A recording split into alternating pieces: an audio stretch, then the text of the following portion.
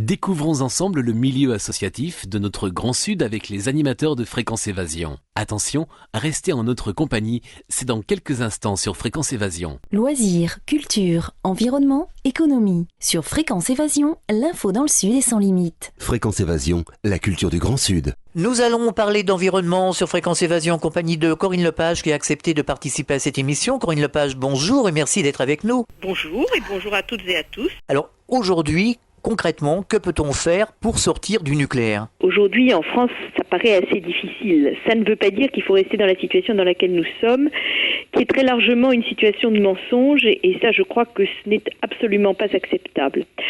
Quant au point de savoir s'il faut poursuivre ou non sur le nucléaire, eh bien, encore faudrait-il avoir les données réelles du débat, et en particulier sur le plan économique, ces données, nous ne les avons pas. Alors aujourd'hui, contrairement à 1986, est-ce qu'on peut avoir un réel débat, des informations vraiment transparentes sur le nucléaire ? Non, alors ça s'est un petit peu amélioré par rapport à 1986. Par exemple, grâce à la loi sur l'air que j'ai fait voter en 1996, s'il y avait aujourd'hui des retombées nucléaires en France, le public le saurait par l'intermédiaire des associations qui suivent la pollution atmosphérique en France.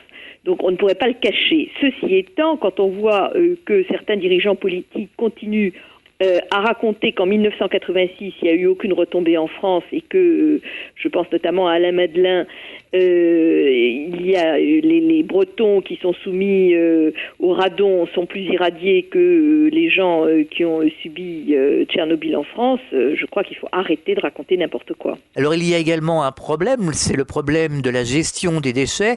Alors comment peut-on faire justement pour gérer ces problèmes de déchets au mieux ? Si vous voulez, il faut séparer les questions. Première question, nous en avons des déchets, malheureusement, puisque nous faisons du nucléaire en France depuis maintenant 1980, disons. Donc ces déchets-là, il faut bien en faire quelque chose. Alors deuxième question, est-ce qu'il faut continuer à en produire ? Ça, c'est de savoir si on continue sur la voie du nucléaire.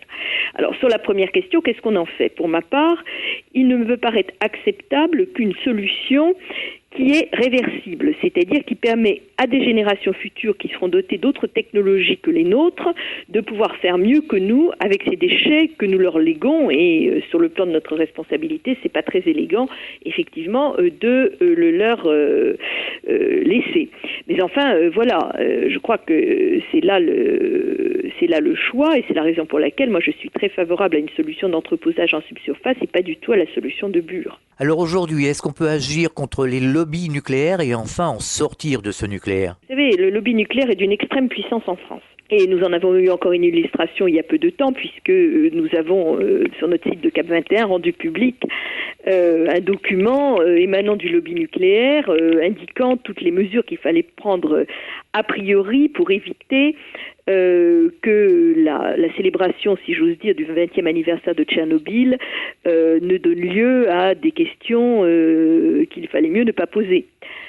Donc le lobby nucléaire joue un rôle extrêmement important en France et très lié au pouvoir public et aux partis politiques, gauche et droite confondus, sur ce point.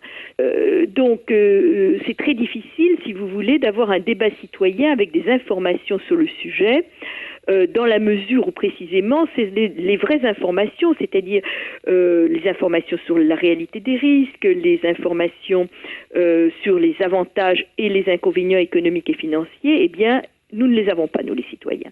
Et les récents débats qu'il y a eu, que ce soit sur Bure ou sur le PA de Flamanville, ont montré que de nombreuses informations très intéressantes pour le débat restaient couvertes par le secret défense et donc n'étaient pas communicables. Alors en Allemagne, le lobby nucléaire semble reculer. Comment se fait-il qu'en France, on en est toujours au même point ? Écoutez, c'est une bonne question. Chez nos voisins, qui ont une tradition probablement plus démocratique que la nôtre, on a fait des référendums. On en a fait en Suède, on en a fait en Italie, par exemple. Les Allemands ont décidé, sans référendum, de sortir du nucléaire. On se garde bien de poser la question aux Français, et peut-être parce qu'on pense que la réponse serait négative. Et à cet égard, un élément très intéressant, il y a eu un eurobaromètre qui a été fait il y a quelques mois en Europe sur l'attitude des Européens par rapport à l'énergie et dans quelles énergies ils étaient prêts à mettre de l'argent, à investir pour lutter contre le changement climatique. Eh bien, le nucléaire ne représente que 12% d'Européens qui souhaitent voir l'investissement. Et les Français ne sont que 8%. c'est-à-dire encore moins que la moyenne des Européens. Alors Corinne Lepage, vous défendez les énergies renouvelables et vous êtes pour le photovoltaïque. Alors, moi-même, je défends toutes les énergies renouvelables, pas seulement le photovoltaïque. Je pense qu'il faut investir massivement dans le solaire, photovoltaïque et thermique, dans l'éolien, dans la géothermie, dans l'énergie des marées, où nous avons un retard considérable, et surtout dans la biomasse, puisque nous avons une très grosse forêt. Et ce que je regrette, c'est que le poids cumulé du lobby pétrolier et du lobby nucléaire soit parvenu en France à bloquer tout développement sérieux de filières d'énergie renouvelable viable, ce qui fait que sur le plan industriel, nous avons pris un retard tout à fait considérable. Alors parlons en quelques mots des marées noires. Est-ce que en France, on ne pourrait pas faire des lois justement qui pourraient empêcher ces marées noires, ces désastres? Écoutez, les choses se sont améliorées grâce à l'Union européenne d'ailleurs, qui a renforcé considérablement la réglementation sur ce point. Il reste un point essentiel, c'est celui de la responsabilité. Tant que tous les acteurs de la chaîne, et notamment ce que l'on appelle les affréteurs, c'est-à-dire ceux qui choisissent les bateaux, ne risqueront pas leur responsabilité financière et personnelle s'ils choisissent des bateaux poubelles, eh bien il est clair que nous risquons d'avoir des marées noires à répétition. Parlons en quelques mots de la pollution des sols. Corinne Lepage, vous avez été la première à mettre en cause le Roundup. Je me bats avec d'autres contre l'usage immodéré des pesticides. La France est le 2e pays au monde à utiliser les pesticides. C'est peut-être la raison pour laquelle nous avons des taux de cancer qui sont records en France. C'est un vrai problème. Et effectivement, je dirige indépendamment de Cap 21 une association qui s'appelle le CRIIGEN, qui est un comité d'experts qui travaille sur les questions de génie génétique, c'est-à-dire tous les OGM, mais également sur la question des pesticides. Et une étude qui a été menée par Gilles-Éric Serralini, qui est président du comité scientifique du CRIIGEN, a mis en évidence effectivement la toxicité du Roundup qui jusqu'à présent avait été cachée. Parlons en quelques mots des OGM. Vous dites que le secret industriel ne doit pas s'opposer à la bonne santé des citoyens. Absolument. Le secret industriel ne doit pas légalement, c'est ce que prévoient les textes communautaires, faire obstacle à ce que les gens puissent avoir connaissance des études qui existent. Or, aujourd'hui, c'est exactement le contraire qui se passe. Et malgré les décisions de justice, malgré les avis de la Commission d'accès aux documents administratifs, par exemple en France, le gouvernement interdit, pour aider précisément les fabricants d'OGM, à ce que les études qui existent, elles ne sont pas nombreuses, mais elles existent, puissent être rendues publiques et puissent être ouvertes à une véritable controverse scientifique pour savoir si oui ou non il y a un danger. Alors aujourd'hui, les véritables dangers des OGM, quels sont-ils ces dangers? Est-ce qu'on a des informations? On a une étude que le CRIIGEN est en train de contre-expertiser qui met en évidence des effets statistiquement significatifs sur des rats qui ont consommé pendant 90 jours des OGM. Alors, la question, et les résultats sont rendus publics très rapidement, c'est celle de savoir si statistiquement significatif, ça veut dire que c'est également significatif sur le plan de la santé réellement. C'est un sujet qui est évidemment très important parce que si ça l'est, il faut arrêter tout de suite les OGM. Et je ne peux pas répondre aujourd'hui à cette question, mais en revanche, ce qui me paraît essentiel, c'est que les médecins, les biologistes, et notamment tous ceux qui n'ont pas d'intérêt particulier dans le monde des OGM, puissent se prononcer sur cette question. C'est les dossiers environnement. Nous sommes en compagnie de Corinne Lepage. Nous la retrouvons dans quelques secondes. À tout de suite. Fréquence Évasion, c'est la chaleur provençale. Une vraie bouffée d'oxygène. Fréquence Évasion, le soleil du Grand Sud. Fréquence Évasion. Fréquence Évasion. Parlons de la pollution électromagnétique. On en parle peu. Nous avons eu l'occasion de recevoir le professeur Masqui. Et vous l'aidez justement, le professeur Masqui, à faire connaître les problèmes qu'engendre cette pollution électromagnétique, Corinne Lepage. Absolument. Avec mon ami Michel Rivasi et quelques autres, nous travaillons sur ce sujet-là qui nous paraît un sujet extrêmement important, encore très mal connu, et en France, comme d'habitude, on a une attitude a priori qui consiste à dire circuler, il n'y a rien à voir. Alors que dans d'autres pays, je pense notamment en Suède par exemple, il y a un certain nombre d'études qui mettent en évidence des corrélations troublantes. Je n'irai pas au-delà. Ce qui veut dire que par application du principe de précaution, eh bien, il faut essayer d'appliquer la réglementation la plus sévère. Or, nous avons la réglementation la plus laxiste d'Europe. Alors Corinne Lepage, vous défendez la biodiversité, vous êtes sensible à la cause animale. De nombreuses associations ici dans le sud de la France nous contactent pour parler des corridas et du gavageois. Qu'avez-vous à nous apprendre justement concernant les avancées de ce problème animal ? La protection de la biodiversité est bien entendu un élément essentiel. Et dans cette biodiversité, il y a les animaux et il y a l'aspect bien-être animal qui est généralement traité de manière très dédaigneuse en France et qui est pourtant quelque chose d'extrêmement important parce que comme on se comporte avec les animaux, très souvent on se comporte aussi avec les humains. Avec la grippe aviaire, concernant les abattages des animaux, est-ce qu'il n'y a pas eu un abus ? Vous savez, sur la question de la grippe aviaire, moi je suis très troublée par les études qui ont été faites par un certain nombre d'associations ornithologiques et également par une association espagnole qui s'appelle Le Grain, qui semble montrer très clairement que le développement de l'épidémie de grippe aviaire, sur le plan épizootie, heureusement il n'y a pas d'épidémie sur le plan humain, n'est pas du tout lié aux oiseaux migrateurs, contrairement à ce qu'on a pu dire, mais bien aux élevages industriels. Et par exemple en Russie, le développement de la grippe aviaire s'est fait le long du transsibérien, c'est-à-dire ça veut dire que c'est par le trafic d'animaux malades que l'épidémie s'est développée et pas du tout par la voie des oiseaux migrateurs. Donc en réalité, c'est notre mode de fonctionnement, c'est l'agriculture intensive, c'est l'élevage hors sol qui est largement responsable, au moins en Asie du Sud-Est, du développement de cette épidémie. Concernant certains médicaments, est-ce que les tests réalisés sur certains animaux, justement, ne poseraient pas problème ? Alors, les tests sur animaux sur certains médicaments posent effectivement problème. Il faut arriver à trouver un juste milieu, si je puis dire, entre la nécessité de tester, quand on ne peut pas faire autrement, des médicaments sur les animaux et le respect du bien-être animal. Alors aujourd'hui, est-ce que les Verts vont faire en sorte de remettre ces dossiers sur la table ? Je veux parler des corridas dans le sud de la France et puis bien sûr le bien-être de l'animal en général. C'est possible, mais si vous voulez, la question du bien-être animal, elle va bien au-delà de la question du foie gras ou des corridas.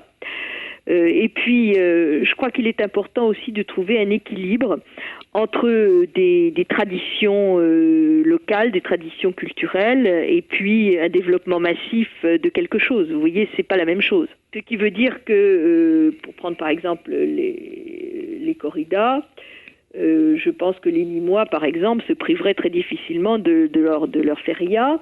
En revanche, de développer les corridas là où il n'y en a jamais eu m'apparaît une aberration totale. Alors aujourd'hui, il faudrait peut-être prendre conscience qu'on doit faire de l'écologie responsable. Mais, si vous voulez, d'abord, je crois qu'il faut arrêter de prendre les Français pour des imbéciles et qu'un certain nombre de partis politiques traditionnels qui se moquent de l'environnement comme d'une guigne arrêtent d'en faire un usage purement électoraliste. Bon, pour le reste, je crois qu'il est important, effectivement, que tous ceux qui se reconnaissent dans une écologie responsable, c'est-à-dire qui est capable de développer ce que j'appelle l'éco-économie, c'est-à-dire une économie qui repose sur des bases écologiques, eh bien tous ces gens-là puissent effectivement se retrouver. Ça, je crois que c'est extrêmement important de travailler à l'union de tous. Alors où on a pu constater le laxisme du gouvernement, c'est sur la loi littorale, justement. Oui, et puis malheureusement, le gouvernement actuel et la majorité actuelle veulent en rajouter une louche et il y aurait, j'ai cru entendre, des projets d'assouplissement de la loi littorale en Corse de nouveau, ce qui ne va pas du tout dans le sens de ce que souhaitent les Corses. Alors aujourd'hui, Corinne Lepage, est-ce que les citoyens ont leur mot à dire et est-ce qu'il peut y avoir une action concrète justement sur tous ces problèmes ? Écoutez, moi je me bats beaucoup pour que la société civile ait véritablement un rôle. Aujourd'hui, on vit dans une démocratie qui est confisquée. Elle est confisquée par 2 ou 3 partis politiques et au-delà de cela, par les nomenclaturats de ces partis politiques. Et ça, je crois que c'est quelque chose qui est de moins en moins acceptable. Il est tout à fait normal que nous soyons dans une démocratie représentative, c'est-à-dire où nous élisons des gens pour nous représenter, à la condition qu'il y ait une vraie représentation de la société française, ce qui n'est pas le cas aujourd'hui puisqu'il n'y a pas de scrutin proportionnel. Et de toute façon, cette démocratie représentative ne suffit pas. Il faut aussi aujourd'hui une démocratie participative, c'est-à-dire que les citoyens puissent effectivement avoir les informations d'abord, se faire entendre ensuite avant que les décisions ne soient prises et ce n'est que la traduction de ce que le droit communautaire exige et que la France refuse d'appliquer. Je pense que la première chose à laquelle je m'attaquerai, c'est le grand choix économique. J'intervertirai complètement les grands investissements qui sont aujourd'hui faits sur la route, qui sont aujourd'hui faits sur le nucléaire, pour les tourner vers tout ce qui est renouvelable, de manière à faire sortir notre pays de la société du pétrole et de le faire réellement. Cela veut dire un effort en termes d'investissement, ça veut dire de la fiscalité, ça veut dire de l'incitation économique, ça veut dire de la formation professionnelle. Et si on met tout ça ensemble, ça veut dire qu'on peut dynamiser l'économie française autour de ce nouveau secteur. Le deuxième volet très important, c'est la justice et les institutions. Je crois absolument indispensable de revenir à une justice égale pour tous, ce qui n'est pas le cas aujourd'hui. On a une justice à deux vitesses. Et que tous les types de délits ou de crimes puissent être punis de manière équivalente. Et je parle en particulier de tout ce qui concerne la délinquance financière. Avec une levée de l'immunité parlementaire ? L'immunité parlementaire n'a jamais empêché de mettre quelqu'un en prison. Simplement, il faut demander avant l'avis du Parlement. Ce qui me paraît assez logique, parce qu'il ne faut pas non plus que des parlementaires puissent être poursuivis pour des propos qu'ils ont tenus. Il faut qu'en tant que représentants, ils se sentent totalement libres. Et ça, je crois que c'est quelque chose de très important. C'est pas tellement là où le bas blesse. Le bas blesse en ce que la procédure aujourd'hui, le pouvoir du parquet, la reprise en main par le pouvoir politique de la justice fait qu'il y a un certain nombre de gens qui, en fait, ne sont jamais réellement poursuivis. Donc ça, c'est un point très important. Et puis, il faut évidemment passer à la 6e République, c'est-à-dire changer complètement notre fonctionnement institutionnel. Ça, c'est un deuxième volet, vous voyez, qui me paraît essentiel et dans lequel il faut créer une place effective pour la démocratie participative. Le troisième grand volet, c'est celui de l'éducation. Je crois qu'il faut vraiment revenir à une base pour l'éducation, c'est-à-dire que les parents soient vraiment convaincus de l'importance qu'il y a à ce que leurs enfants travaillent, apprennent. L'école, c'est un lieu d'apprentissage, de connaissances, c'est pas un lieu de vie. Et je crois qu'il faut qu'on arrête de se mettre ça dans la tête. Avec de la mise à niveau pour tous les enfants qui en ont besoin, en commençant par l'acquisition du français, qui est quelque chose d'absolument fondamental, et parce que sans l'acquisition du français, vous ne pouvez pas apprendre à lire et à écrire, et c'est la base de tout. Donc si vous voulez, je crois que de repartir sur la base de l'école, c'est quelque chose de fondamental pour permettre à nos enfants d'avoir un niveau de connaissance qui leur permettra de suivre dans la compétition internationale dans laquelle nous vivons, et surtout qui leur permettra de lutter efficacement contre le bourrage de crâne qui veut en faire des consommateurs débiles à certains égards, et contre les risques intégristes qui peuvent exister à d'autres égards. Et puis le dernier volet qui pour moi est très important, c'est celui de l'égalité des femmes, de la laïcité et de la défense des valeurs républicaines. Voilà, vous voyez, il y a beaucoup de chantiers, mais tous me paraissent très importants, et je n'ai pas parlé de l'Europe qui est bien sûr essentielle. Alors nous réalisons ici régulièrement des émissions avec France Nature Environnement, la CRERAD et Sortir du nucléaire. Ils sont tous unanimes, nous pouvons sortir du nucléaire. Est-ce votre avis ? Oui, c'est mon avis, mais je dirais que j'y arrive peut-être de manière un petit peu différente. L'objectif pour moi n'est pas de sortir du nucléaire. L'objectif, c'est de développer une réponse énergétique et sociétale qui permette à terme la sortie du nucléaire. Autrement dit, je mets l'accent notamment grâce à ce que j'appelle le programme Soleil, qui veut dire solutions énergétiques pour des investissements de long terme. Je mets l'accent sur la manière dont nous pouvons investir dans l'efficacité énergétique, dans l'habitat, dans le transport, dans les énergies renouvelables, dans l'Internet de l'énergie, c'est-à-dire les réseaux intelligents, les compteurs intelligents, de telle sorte que nous puissions effectivement offrir une solution de sortie. Et lorsque nous l'aurons et que nous aurons en plus l'activité économique et les emplois qui vont avec, alors la sortie du nucléaire apparaîtra comme quelque chose de tout à fait souhaitable et inéluctable. Alors comment développer les énergies renouvelables d'une manière efficace ? Cette filière n'est-elle pas créatrice d'emplois ? Elle est très créatrice d'emplois, mais restons raisonnables. Faire des promesses dont chacun sait qu'elles ne correspondent pas à la réalité. Le syndicat des énergies renouvelables fixe autour de 150 000 emplois, le nombre d'emplois qui pourraient être créés dans les énergies renouvelables. Si on ajoute aux énergies renouvelables ce qui peut être créé dans le bâtiment, par exemple, pour la rénovation des bâtiments pour aller vers une vraie efficacité énergétique, qu'on y ajoute ce que l'on peut faire en termes d'autopartage, mais aussi que l'on retranche les emplois qui peuvent être perdus dans des industries plus conventionnelles. Peut-être peut-on arriver à 300 ou 400 000 emplois. Mais vous voyez, je crois qu'il faut dire les choses de manière honnête et pas survendre quelque chose parce que les gens ne peuvent être que déçus et ne pas croire à ce que l'on leur dit. Donc des propositions raisonnables, oui, je pense que plusieurs centaines de milliers d'emplois peuvent être créés dans ces filières. Nous avons du reste l'exemple allemand qui le démontre. Chaque chose en son temps, comme on dit. Concernant le problème de l'emploi et du chômage qui ne fait que croître, comment relocaliser et surtout éviter de laisser délocaliser les entreprises ? Évidemment, c'est le problème numéro 1. Cette troisième révolution industrielle et plus largement une transition économique, c'est précisément parce que nous devons produire autrement et avant tout produire local. Je dis produire local et non pas produire français. Pour moi, produire français n'a pas beaucoup de sens. Je pense à nos concitoyens transfrontaliers qui vont tous les jours travailler en Suisse, en Belgique, au Luxembourg ou en Allemagne ou en Espagne ou en Italie. Ça n'a pas beaucoup de sens pour eux. Par contre, produire local en a. La décentralisation énergétique s'inscrit totalement dans ce produire local comme une agriculture durable qui s'appuie sur des circuits courts et comme la redynamisation de nos bourgs et de nos villages. Mais c'est à partir de la décentralisation énergétique et de la capacité donnée aux territoires, aux communes, aux intercommunalités de créer leur propre autonomie énergétique, et cela commence à se faire dans notre pays, que nous allons pouvoir recréer de l'activité économique localement. Et c'est là-dessus qu'il faut totalement miser. Alors, par ailleurs, reste bien entendu des industries plus conventionnelles. Je pense à l'automobile, je pense à ce qui nous reste de textile et quelques autres activités. Pour tout cela, ce qui me paraît essentiel, c'est bien sûr de réduire autant que faire se peut le coût du travail, donc de fiscaliser une partie des charges sociales, mais ça ne résoudra évidemment pas la totalité du problème. C'est bien dans les filières industrielles sur les filières industrielles qu'il faut réfléchir sur les écotechnologies, qui sont un des grands secteurs de développement.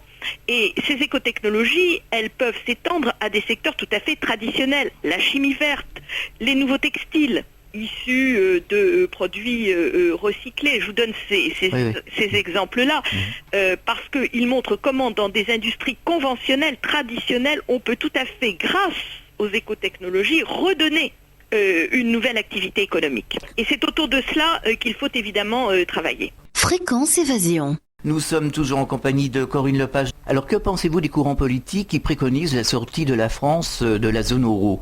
Je ne m'y inscris absolument pas. Je peux donc voir les faiblesses de l'Europe et elles sont incontestables, notamment démocratiques. Il n'en demeure pas moins que la sortie de l'euro aurait pour nous des conséquences dramatiques infiniment plus graves que celle d'y rester. Une question de Jean-Paul de Marseille. Faut-il continuer à aller au secours des banques et pourquoi y a-t-il aucun budget pour les personnes en difficulté ? Il y a des sans-abri qui dorment dans leur voiture en plein hiver. Est-ce que vous ne trouvez pas ça scandaleux, Corinne Lepage ? Je trouve ça complètement scandaleux et la question des banques doit être totalement repensée. Lorsqu'en 2008, le président de la République a décidé de lancer un plan de sauvetage des banques, il l'a fait et il l'a fait, je dirais, au détriment de la collectivité nationale puisque alors que la Suisse ou les États-Unis ont touché 120 ou 130% de ce qui avait été prêté, nous on a touché 103% de ce qui avait été prêté, et encore dans ce chiffre n'est pas inclus les pertes de Dexia qui sont colossales. Et le président de la République continue à vouloir, et malgré les discours, dans la réalité, à avoir une attitude extrêmement favorable aux banques et ne même pas prendre des mesures que nos voisins prennent, comme par exemple l'interdiction des ventes à découvert. Alors vous avez défendu le droit des femmes, est-ce que vous redoutez la montée en puissance des partis politiques islamistes ou d'inspiration musulmane à l'étranger par exemple ? Alors c'est deux sujets qui sont différents. Oui. Je suis une vraie combattante de la cause des femmes.